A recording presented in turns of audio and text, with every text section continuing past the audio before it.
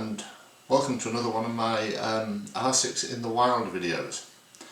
Firstly, apologies, my next sort of main video is taking a bit longer, but it's looking like being a bit of an epic because it's on black grouse which are lecking at the moment, and I'm having quite a few early mornings. By early mornings it's more like late nights. So what I'm going to do is talk about how I'm getting on with the R6 in the sort of week or so that I've had it. And it's quite different. It's quite different to the 7D Mark II. But yeah, just a couple of things about how I've set it up. As it's new and shiny, I wanted to make sure that I kept it in as good a condition as possible. So I bought one of these sets from Kiwi, and it's anti-scratch stickers that you put over it. And there's feels like about 100 stickers. It took me about an hour, and it's quite strange having to use a hairdryer on your camera because that's how you get the edges.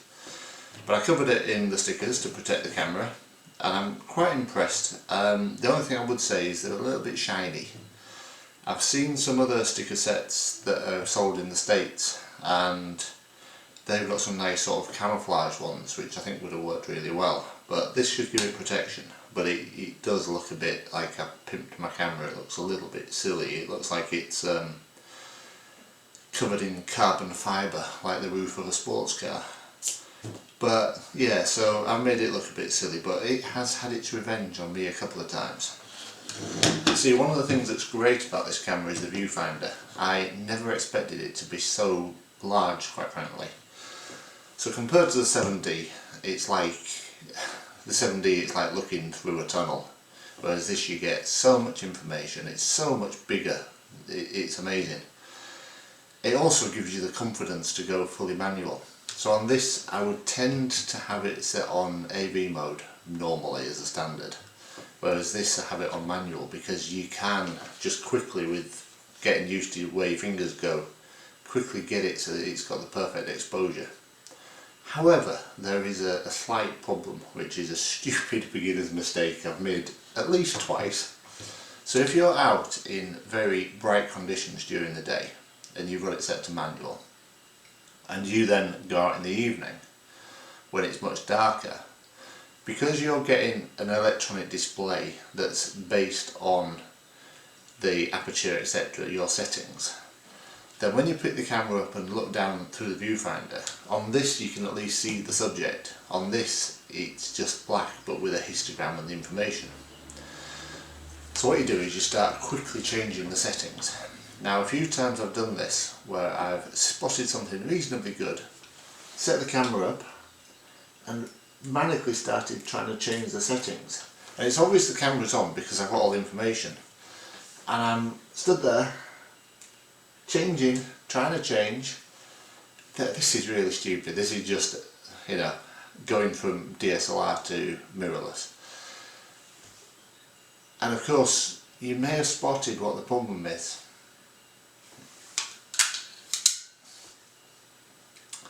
Yes, leaving the lens cap on.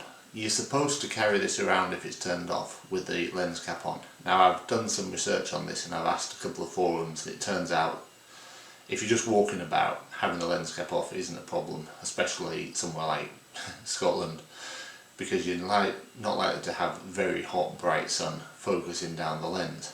So if you've got the camera hung by your side, you don't really need the lens cap on. But as I say, you get used to it. So just the first tip, when you get onto site, just give a rough, quick setting so that the camera's set up ready to go. I use manual because of the classic reasons that when you're going from a species, a bird or a mammal that's on a dark background, and you get the exposure set up for that mammal, animal, bird, whatever, and it moves to a light background, it's still the animal that's in the right exposure. Because of the histogram on this, you can very quickly see if it's gone wrong and just adjust it. Having the histogram through the eyepiece is fantastic. It really is a startling difference. I never expected it to be quite such a revelation. So other things I've done to set it up. Well, I am quite cheap. People do joke that I was sent from Yorkshire to Scotland to teach the Scots about thrift and being careful with money.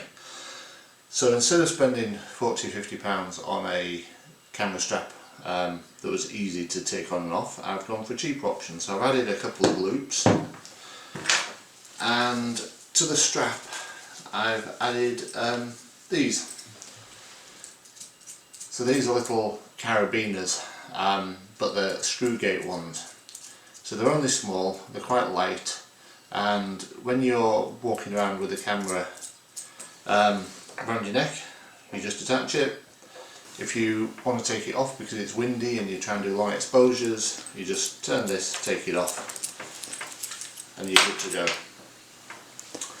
I've watched quite a few videos on settings trying to work out what to do, because this camera has so many settings and so much customization to it that it really is quite amazing.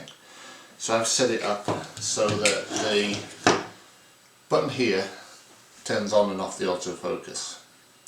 At the front I can toggle between two modes. So if I'm trying to photograph something flying, so that I can get the focus straight away, I will use the sort of multi-area.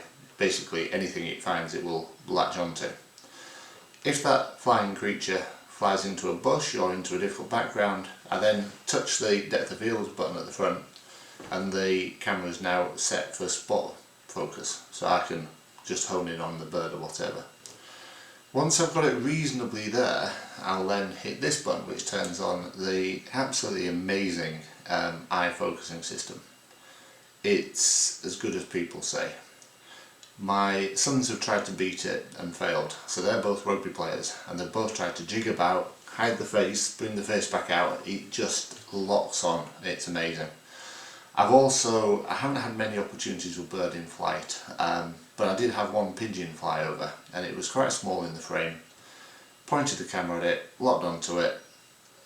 Really good. I'll show you the image to show you how small the bird was in the frame, and then a blown up of it.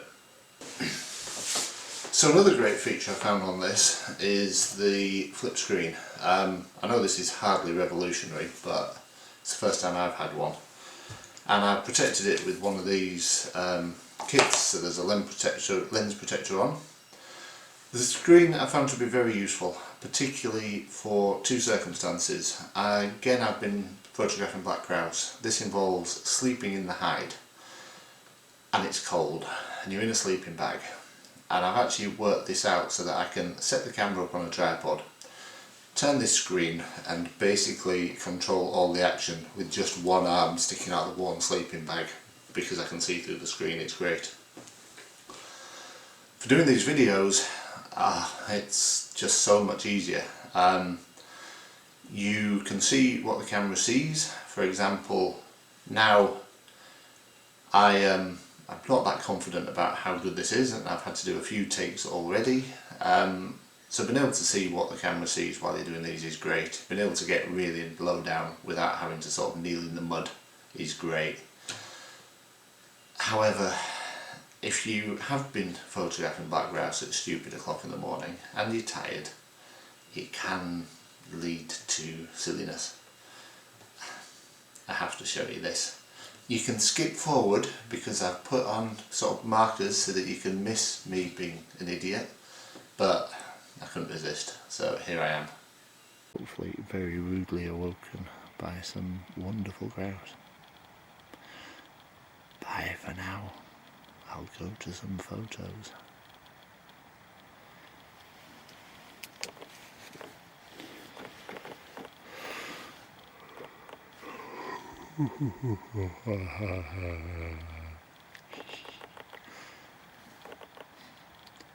Oh, it's nice having this screen. You can do all sorts of silly things. Hello. Oh, what a child. Welcome to the Black Grouse Lake.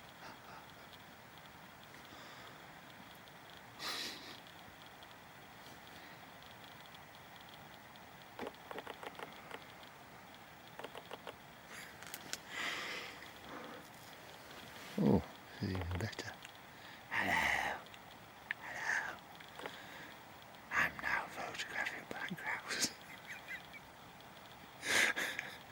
really need to get some sleep. I've had 2 hours sleep at home. This is quite a good look. Okay, another great advantage with this for the Black Grouse is the ISO. It's much better. I've looked back through some of my old photos, and for the 7D my standard setting for wildlife is 800. If the conditions are brighter than that I can stop down. If it's worse, darker than that, I can go up, but that's what I have it as my default. This I could certainly easily do at 1600 as my default. I'm really pleased with the images. It's the noise that's there can be dealt with very quickly. There's very little colour noise in there, so I'm really impressed with the ISO, which will mean that I can use a wider depth of field, faster shutter speed. And I do a lot of photography when it is sort of in the evening, things like beavers. I'm quite regularly photographing them when it's practically dark. So combining the 2.8 lens with the ISO on here, I should be able to get a lot more keeper shots. So yeah, I'm really impressed with that. The other thing that I've been very impressed with is the video. So for shooting these videos, it's much better. There's so much more control. It's a revelation. It's just in a different league. But for shooting wildlife, I was again at the Black Grouse Lake, and this is some of the not so good bits of the action. I'm saving the good stuff for the video, which will hopefully come out later in this week on photographing and watching black grouse. So a couple of bits of shot for you. This is 4K at standard speed.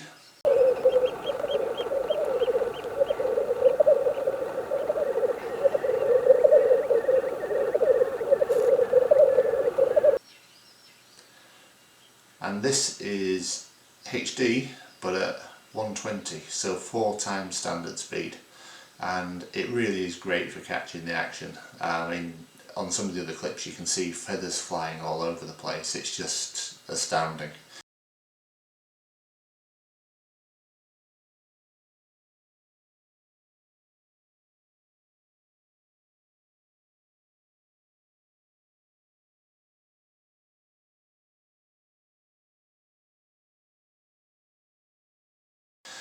The other thing I didn't even know that this camera had was a cropped video mode, which for me with wildlife is wonderful. I haven't got any clips really to show you of that now, but that's really good.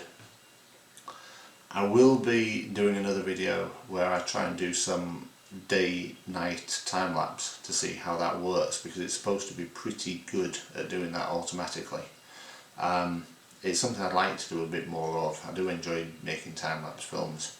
I've done a very short one here and we put in the hideaway, but it's only a few seconds. So this is another thing I'd like to try out. So this is a sort of a summary overview of how I've got on with the camera to date. I'll be doing more specific videos looking at all the different aspects. I don't know whether to do a video on my full setup. As I say, the customization of this is really good, and it's good that you've got 3 pages of custom functions effectively, so you can choose the things that you need in the menu most often and quickly get to them. You've always been able to do that on the old cameras, but I really appreciate it on here because the menu system goes on forever. It's really good, really logical, but it does go on forever.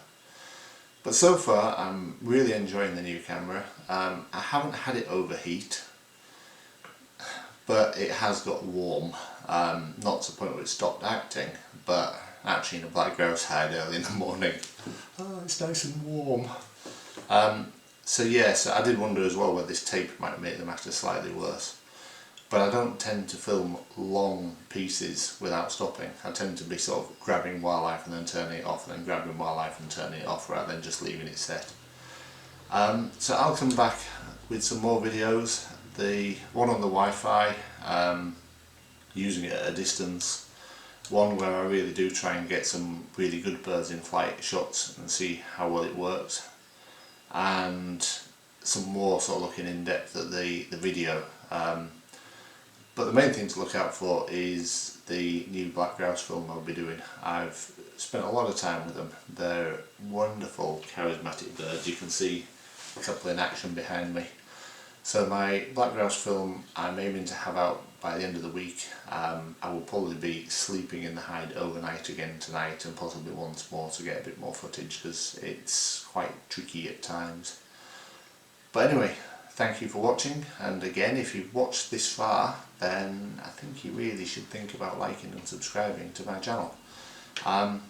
It would be most appreciated. Thank you very much for watching. Bye for now.